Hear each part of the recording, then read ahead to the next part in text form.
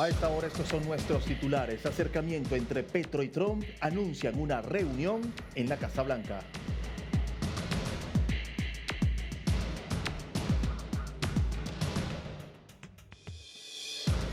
Hay crisis en Venezuela y la supervisión de los Estados Unidos podría durar varios años.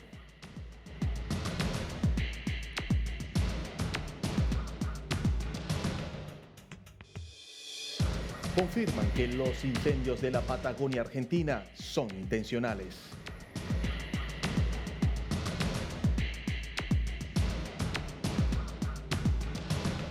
Latinoamérica, gracias por estar con nosotros. Soy Juan Carlos Gutiérrez y desde nuestro centro informativo les doy la bienvenida a nuestra audiencia de todo el continente latinoamericano y también en la comunidad latina de los Estados Unidos. Los invito a que tomen su teléfono celular, escaneen este código QR y sean redirigidos a nuestro canal de difusión en WhatsApp. Allí compartimos información fresca, variada y de mucha actualidad. También ponemos a la disposición de todos ustedes nuestra multiplataforma. Es @DNewsOK para que nos sigan en todas las redes sociales y se mantenga junto a nosotros bien informado. Comenzamos.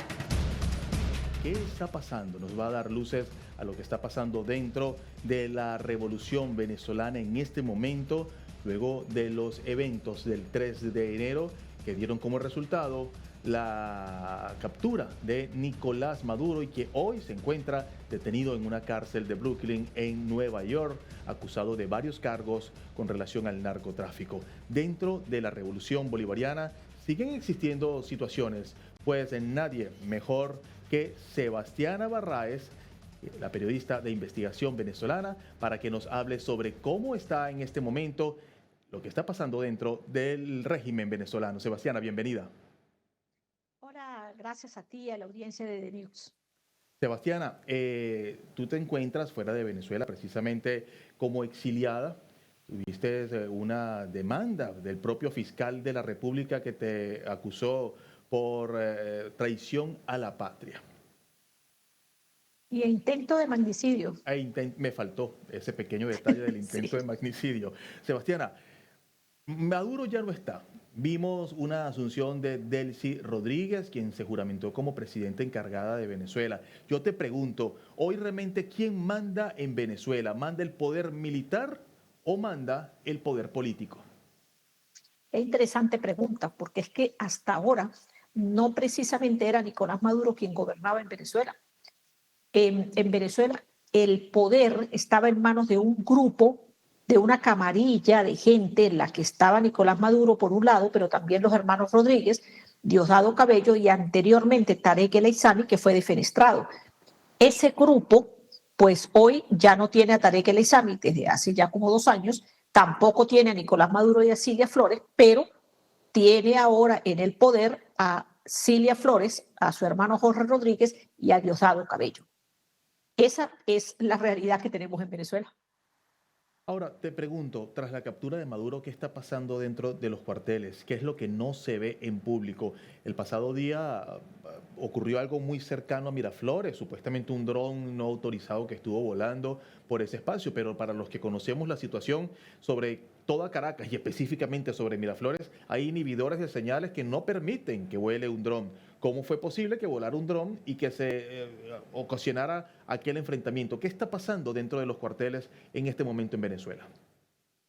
Bueno, es que hay muchas dudas, hay mucha incertidumbre. Casualmente lo que sucedió no fue por un agente externo, fue por parte de uno de los organismos de inteligencia del régimen, es decir, de los autorizados.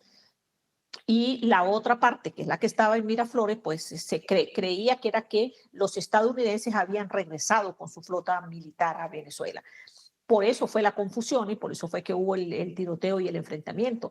hay mucho nerviosismo, no solamente en la población civil, sino en la militar. Y me atrevería a asegurar que es peor en la militar, porque hay muchas dudas, hay las dudas de la traición, del miedo, de las amenazas, de qué fue lo que ocurrió para que la Fuerza Armada, que venía pregonando que tenía todo el control, que asumían que tanto los diferentes componentes como la milicia pues estaba dispuesta a inmolarse por Nicolás Maduro, nada de eso sucedió. Y lamentablemente, pues tampoco han dicho absolutamente nada de lo que está ocurriendo, por ejemplo, en el Fuerte Tiuna, que es el corazón militar de Venezuela. En ese sitio fueron destruidas algunas instalaciones, hay una cantidad de militares muertos no cuantificables, hay incluso cadáveres que no han sido rescatados, personas militares que han estado allí en la zona indican que además hay un fuerte olor por la descomposición de los cuerpos, que no hay gente que no logran identificar porque pues están destrozados, porque además no hay un interés por parte del régimen venezolano por este tema. Y aunado a eso, pues hay muchas dudas entre los cuerpos de inteligencia, entre los militares. Han detenido a 11 militares de la aviación, entre esos hay 3 generales. No hay un reporte oficial, pero todos ellos pertenecen a la aviación militar porque se sospecha que hubo que hubo traición por parte de la aviación para impedir que se activara todo el proceso de contra la entrada de aviones, aeronaves a territorio venezolano.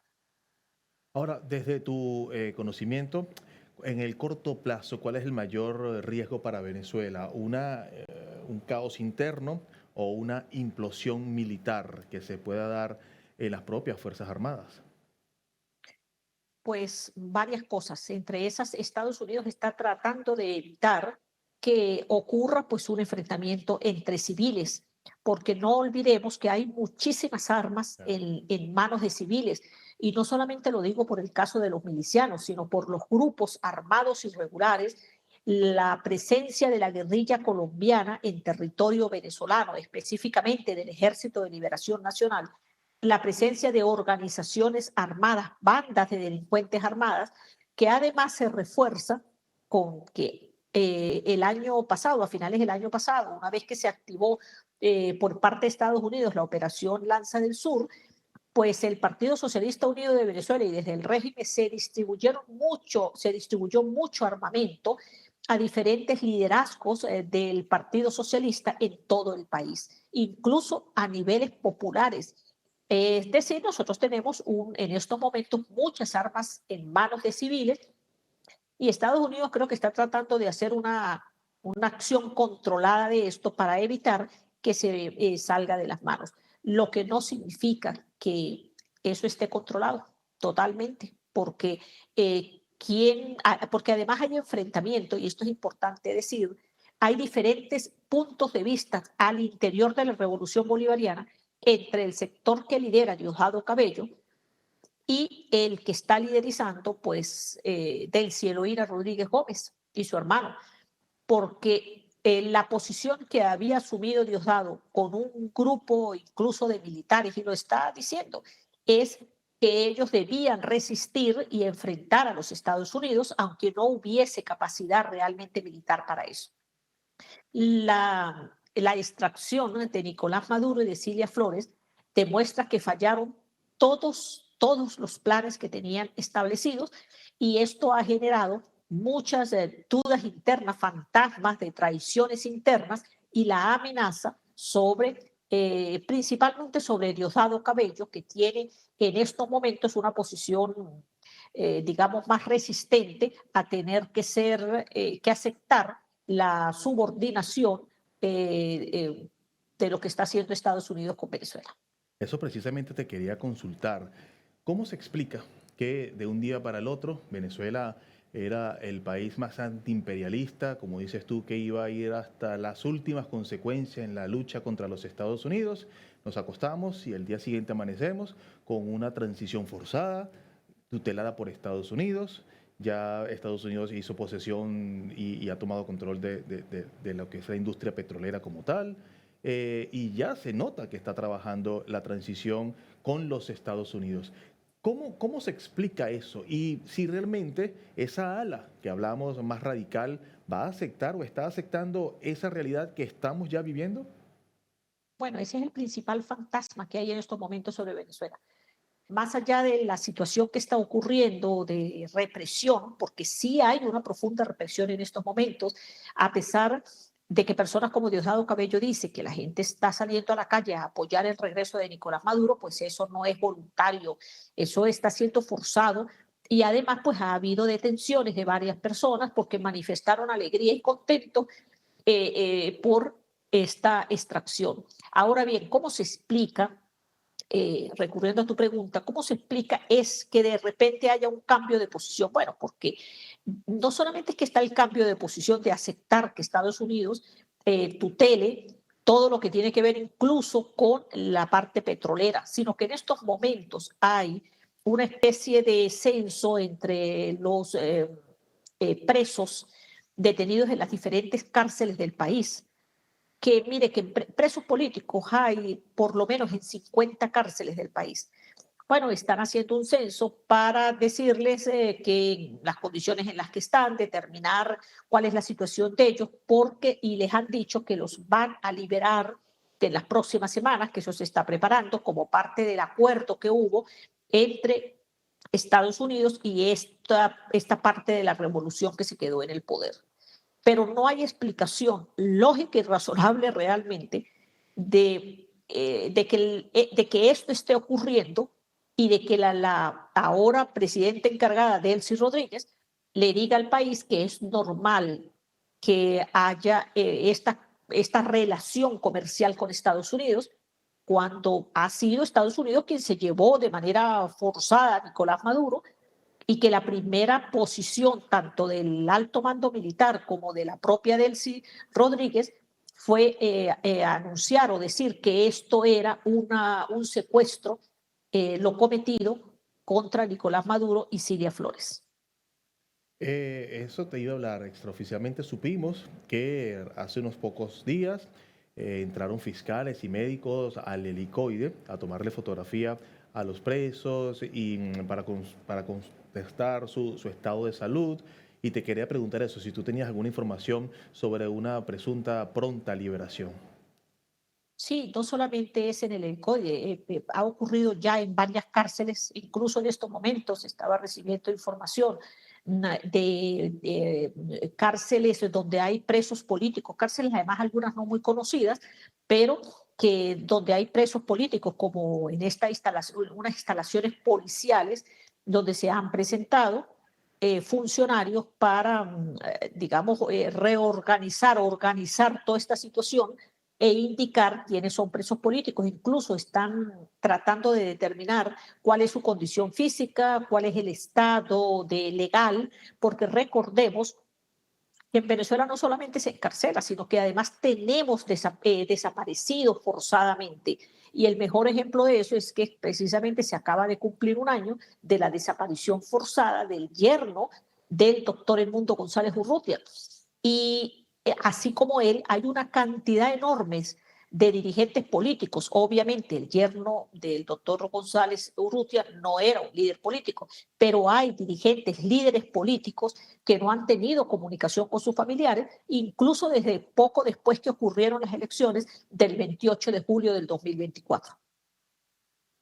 Estamos conversando con Sebastiana Barraez, periodista, investigación venezolana. Para mí realmente es un honor hablar con usted, Sebastiana. La seguimos frecuentemente y fervientemente en sus redes sociales y sabemos la capacidad y la seriedad que tiene con la información y con las fuentes que tiene dentro del estamento militar en Venezuela. Ahora, la orden de aprehensión que va en contra de usted por el fiscal Tarek William Saab, eso habla mucho sobre el nivel de nerviosismo interno del régimen. Claro, porque el régimen se preparó, y yo voy a ser muy responsable en esto que voy a decir. El régimen sabía que tenía imputaciones que Estados Unidos hubiese sido con Donald Trump o con otro, estaba preparando expedientes, porque ya lo de Venezuela es insostenible, era insostenible no solamente en la parte de nuestro continente, en el sur, sino en todo el continente.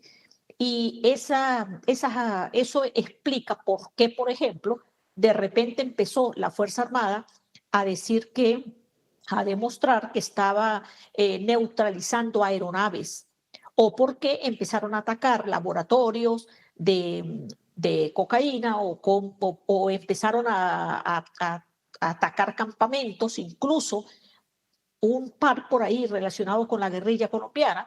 Es decir, trataban de demostrar que estaban ejerciendo acciones contra el narcotráfico y los grupos irregulares en territorio venezolano. Pero eso ocurre apenas desde hace, no sé, 2 años quizá, y lo empezaron a hacer muy visible, aunque, por ejemplo, en mi caso, yo que, pues, como sabe, también he cubierto la fuente de frontera, porque ahí además fue donde empecé a trabajar. Yo soy una persona de frontera, así en la zona de frontera y estudié ahí.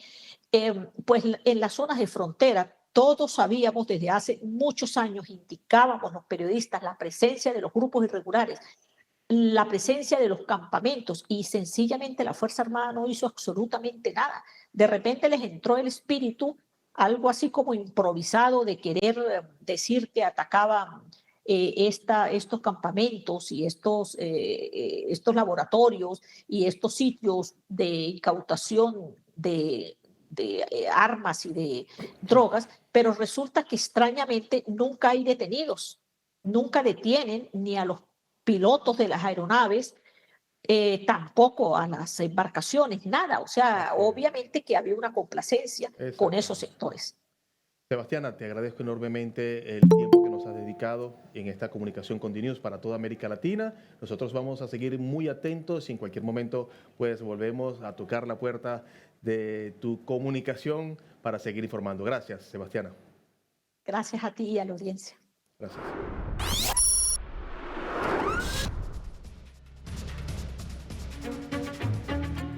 El dictador Maduro pues ya está preso en este momento, se encuentra en el centro de detención metropolitana de Brooklyn, esto es en la ciudad de Nueva York. Durante esta semana, desde el pasado sábado 3, cuando se realizó su captura, ha sido una semana muy intensa y muy movida con relación a los detalles sobre la captura de Nicolás Maduro. Esta semana se realizó su primera audiencia, su primera presentación ante la audiencia en la Corte de Manhattan, en el Distrito Sur. Allá se presentó Nicolás Maduro junto a Cilia Flores ante el juez. En ese momento se le fueron leídos los cargos por los cuales ha sido imputado ya ante la justicia de los Estados Unidos, y también pues él se declaró junto a su esposa no culpable. A partir de ese momento pues empieza todo un proceso. Pero ese día se marcó por el inicio de la historia. Varias personas estuvieron allí. Cristian Farías es uno de los que estuvo presente ese día en la sala de audiencia y vio cara a cara a Nicolás Maduro. Cristian se une a esta transmisión desde la ciudad de Nueva York. Él es periodista y abogado chileno, quien estuvo, como les dije, presente en la presentación de Nicolás Maduro y Cilia Flores. Cristian, gracias por recibirnos. Es un gusto estar con ustedes. Cristian, ¿cómo llegaste tú allí a ese momento de la presentación de Nicolás Maduro? Bueno, sí, había mucha expectativa, muchas personas. De hecho, desde el fin de semana anterior, desde el domingo en la noche, muchas personas acampando afuera porque querían ser presentes de ese momento histórico.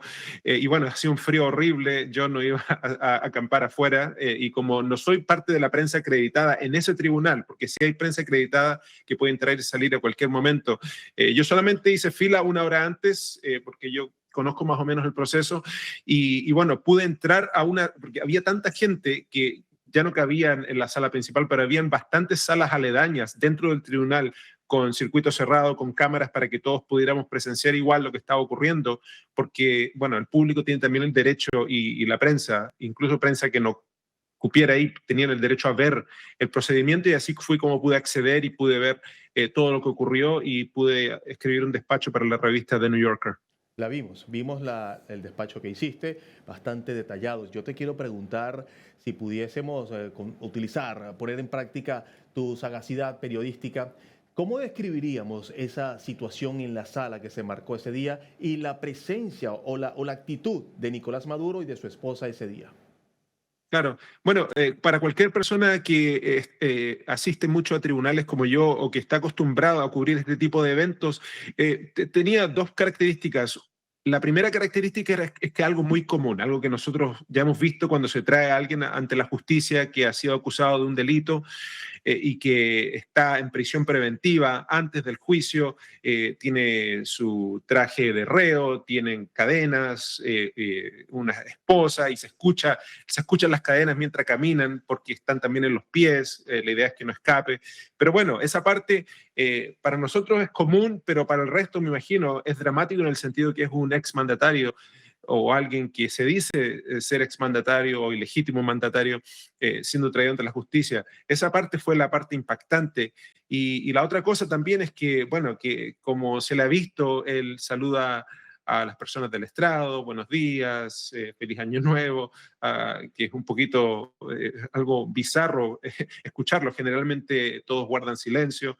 Pero bueno, una vez ya los dos, Nicolás Maduro y su esposa estando allí, ambos sentados esperando a que empiece la audiencia, eh, eh, Nicolás Maduro tomaba muchos apuntes porque como él no habla el idioma, ambos tenían audífonos, entonces tenían que traducirle todo lo que estaba ocurriendo, tanto lo que decía el juez como lo que decían los abogados, porque tienen ese derecho a saber exactamente lo que está siendo mencionado en tribunales. Y bueno, fue la parte cuando el juez le dirigió la palabra por primera vez a Nicolás Maduro, que ahí fue cuando el mundo entero y nosotros que estábamos allí impactados, que él no se apegó al libreto, porque todas estas audiencias tienen un libreto, todo es muy procesal, es como una rutina casi, pero él se salió de ese libreto y ahí fue cuando el Nicolás Maduro que muchos conocen se dio a conocer.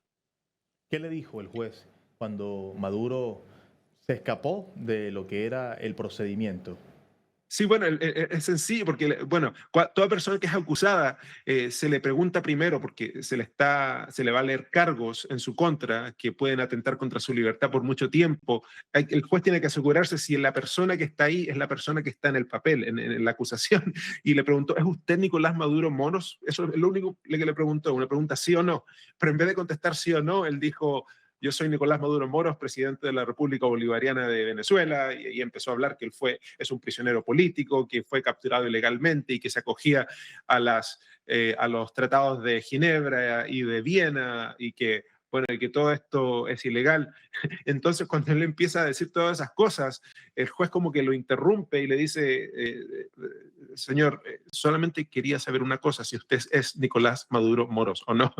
Entonces, cuando él nuevamente hace esa pregunta, y como que Nicolás Maduro cae a tierra y él dice, sí, yo soy Nicolás Maduro Moro. Y ahí comienza la audiencia donde le tienen que leer los cargos, tienen que también darle a conocer los derechos que él tiene como un procesado penal, porque igual, aunque él sea extranjero en nuestras tierras, acá en Estados Unidos, él tiene ciertas garantías penales, procesales, que el gobierno no puede violar esas garantías y cuando el juez le da a conocer todos estos derechos que él tiene, Nicolás Maduro como que se veía un poquito impactado, que él no sabía que tenía todos esos derechos. Y claro, la lectura que uno le puede dar a eso es que Nicolás Maduro no está acostumbrado a darle ese tipo de derechos a otros venezolanos que también han sido víctimas de abusos o de violaciones a sus derechos humanos. Cristian, mucho se ha hablado sobre la forma como se comportó Cilia Flores, la esposa de Nicolás Maduro. Se habla, y tú lo escribiste también, que se le veía abatida, que se veía que había llorado bastante. Me hiciste una fotografía que me dio toda la escena, el sonar de las cadenas en sus pies cuando caminaban. Ujú. Vemos las dos personas más poderosas de un país durante más de 20 años siendo poderosos y que de repente cuando caminan el sonido de las cadenas les va recordando que hoy día son unos prisioneros. ¿Cómo los veías tú a nivel emotivo? ¿Qué, más allá del tema de lo legal, lo estructurado, lo del libreto que estaba. ¿Qué pasaba? ¿Qué pudiste percibir tú que pasaba en la humanidad de esas dos personas? Sí, bueno, honestamente se veía, aunque Nicolás Maduro muy atento a todo y tomando apuntes, a los dos yo los noté un poquito decaídos, un poquito apagados, así, yo no sé cuánto estrés o cuánto hayan dormido antes de esa audiencia. Además, se nos dio a conocer de que esa misma mañana él se había reunido por primera vez con sus abogados y que, bueno, al reunirse con abogados, hay mucha información que tienen que procesar y que le tienen que explicar. Él dijo ahí mismo en la audiencia que él recién había recibido la acusación en contra de él esa mañana, que claro, está en inglés, hay que traducirla. Entonces yo pienso que toda esa combinación de factores causó que como que ellos se vieron un poquito descolocados, que no se veían como que me imagino que están acostumbrados a ser el centro de atención y a tener el control de cualquier lugar donde se encuentren, pero aquí no, ellos no estaban en control, el juez estaba en control y claro, también los fiscales y los otros actores judiciales. Pero sí, no, realmente, a pesar del protagonismo que quiso tener Nicolás Maduro, realmente se tuvieron que apegar a las reglas del juego. ¿Habías tenido oportunidad de estar en un juicio en donde un mandatario estuviese encadenado y siendo procesado, como Nicolás Maduro en este caso? No, nunca había tenido esa oportunidad, aunque sí, claro, he asistido a muchas audiencias donde ha habido personas de alta envergadura. Y en cierto modo, como yo expliqué en mi artículo, este distrito sur de Nueva York está acostumbrado a este tipo eh, de, de casos, casos penales en contra de figuras tanto de la mafia como políticos corruptos, tanto estatales como a nivel federal, como excongresistas, etcétera. Y bueno, desde ese punto de vista, los que trabajan acá están acostumbrados a ver eso, pero para muchos de nosotros el ver a un exmandatario y uno que fue una persona que tiene una mala historia en Venezuela y que muchos dicen que no debiese haber salido del poder ya hace mucho tiempo, nunca lo hemos visto y yo pienso que eso lo hizo histórico. Muchas gracias, Cristian, por este contacto que nos has dado y por estas pinceladas de realidad de lo que pasó detrás de esos muros el pasado 5 de enero en la primera presentación de Nicolás Maduro y su esposa ante la justicia de los Estados Unidos. Gracias, Cristian. Que tengan un buen día. Gracias a ti.